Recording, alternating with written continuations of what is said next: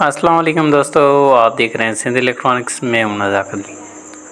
आज हमारे पास ये 20 एम्पेयर चार्जर आया हुआ है किसी दोस्त से। उसने LM358 भी तब्दील की है, आउटपुट फ़िल्टर कैपेसिटर भी तब्दील किया है, लेकिन फिर भी जो है ना इसके आउटपुट के वोल्टेजेस वो बिल्कुल हाई वोल्टेजेस दे रहा है। तो आप दोस्तों देख सकते हैं, आपको चेक करा लेते हैं इसके वोल्टेजेस। तो आप दोस्तों देख सकते हैं, हमने अपने मल्टीमीटर को DC 200 पे रखा हुआ है और चार्जर को जो 220 सीरीज़ में लगा रहे हैं, तो ये हाई वोल्टेजेस दे रहा है। तो चलिए जानते हैं इसमें किस चीज़ का फॉल्ट है चार्जर में, जिसकी वजह से हाई वोल्टेजेस दे रहा है। तो आप दोस्तों देख सकते हैं, हमने इसका मेन कैपेसिटर भी डिस्चार्ज कर दिया है 220 सीरीज़ से निकाल के। इसके बाद सबसे पहला फॉल्ट जो आता है हमारा PC 817 से आता है। हमने यहीं से डिसाइड करना होता है कि हमारा फॉल्ट जो है ना प्राइमरी साइड पे है या सेकेंडरी साइड पे। तो सबसे पहले हम इस PC 817 को चेक कर लेंगे। PC 817 की जो सेकेंडरी साइड में लेग्स होती हैं, उनको चेक करने का तरीकाकार ये है कि अपने मल्टीमीटर को डायोड मोड पे रख के उसकी रीडिंग चेक कर लेना। तो आप दोस्तों देख सकते हैं, जो हमारी रीडिंग है वो ज़्यादा आ रही है, मतलब कि हमारा इसके ऊपर शक है कि ये जो PC 817 है ऑटो कपलर, ये हमारा ख़राब है। तो चलिए इसको जो है ना हम निकाल लेते हैं इस चार्जर में से और इसकी जगह PC 817 ऑटो कपलर नया लगा लेते हैं, ठीक है ना। तो आप दोस्तों देख सकते हैं, हमने ये PC 817 बाहर और निकाल दिया है इस चार्जर से। अब ये इसके में दूसरा PC 817 नया लगा देंगे ऑटो कपलर। इसका जो डॉट वाला निशान होता है वो सेकेंडरी साइड में आएगी पॉइंट्स। तो आप दोस्तों देख सकते हैं, ये वाला डॉट वाला निशान जो है ये सेकेंडरी साइड में लगेंगी लेग्स दो। तो आप दोस्तों देख सकते हैं, हम ये जो ऑटो कपलर है PC 817 ये हम तब्दील कर लेंगे और जो हम टांके लगाएंगे इसको देखते जाएंगे कि टांके जो है ना आपस में टच ना हो। अगर टच हो जाएंगे तो हमारी कोई और चीज़ भी जल सकती है और ये PC 817 खुद भी ख़राब हो सकता है।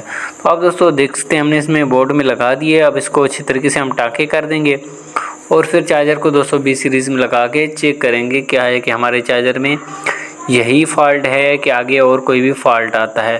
तो आप दोस्तों देख सकते हैं, हम इसके टांके लगाने जा रहे हैं अच्छे तरीके से। आपने भी अच्छे तरीके से टांके लगाने हैं इसमें। तो आप दोस्तों देख सकते हैं, हमने इसको टांके तो लगा दिए। अब फिर से जो है ना इसको AC लीड लगा के फिर चेक कर लेंगे वोल्टेजेस। हमने इसकी AC लीड निकाल दी थी क्योंकि हमें ये तंग कर रही थी बार बार।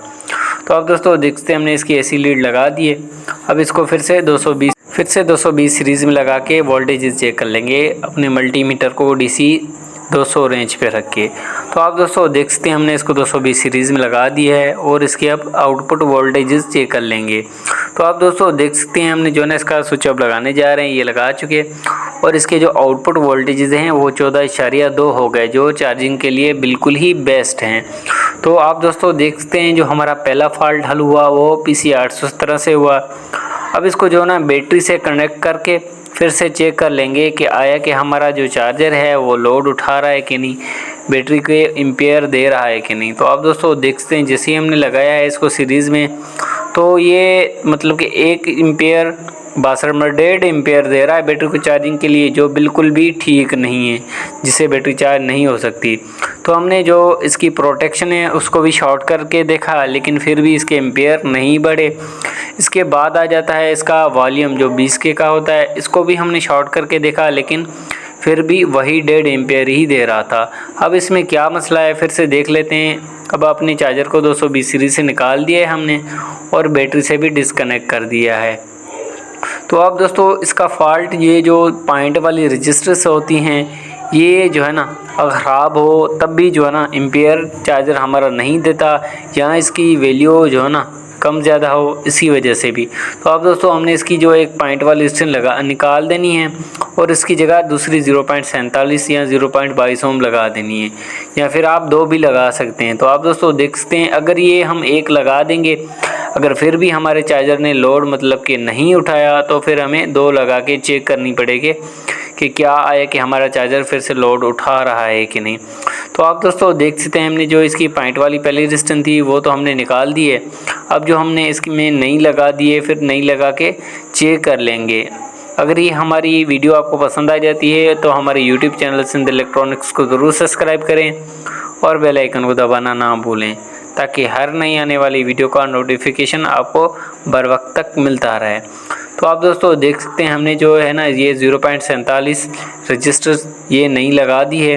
अब इसकी जो लेग्स बड़ी थी उसको काट देना है हमने अच्छे तरीके से, ताकि ये दूसरे किसी प्रिंट के साथ टच ना हो। अगर ये टच हो जाएगी तो कोई और चीज़ भी हमारी जल सकती है। तो आप दोस्तों देख सकते हैं हमने लगा दिया। अब फिर से इसको बैटरी के साथ कनेक्ट करके और 220 सीरीज़ में लगा के चेक कर लेंगे क्या है कि हमारे चार्जर ने एम्पियर बढ़ाए कि नहीं। तो आप दोस्तों देख सकते हैं जैसे ही हमने अब इसको 220 सीरीज़ में लगाया है तो अब भी हालत वही है, मतलब कि जो चार्जिंग एम्पियर हैं अब भी वही हैं। अब हम क्या करेंगे कि इसकी पॉइंट वाली रेजिस्टेंस जो निकाली थी अब ये भी लगा देंगे इसको। सबसे पहले इसको 220 सीरीज़ से निकाल देंगे और जो पॉइंट वाली रेजिस्टेंस नहीं लगाई वो भी रहने देनी है। अब जो पुरानी लगी हुई थी अब वो भी हमने फिर से लगा देनी है। फिर से चेक कर लेना है कि क्या आए कि हमारा चार्जर जो है ना पॉइंट रेजिस्टेंस लगाने से एम्पियर बढ़ा रहा है कि नहीं। तो आप दोस्तों देख सकते हैं हमने जैसे इसको 220 सीरीज़ में लगाया तो ये लोड उठा रहा है। अब जो है ना देख सकते हैं अब इसको 220 सीरीज़ से डायरेक्ट कर देंगे।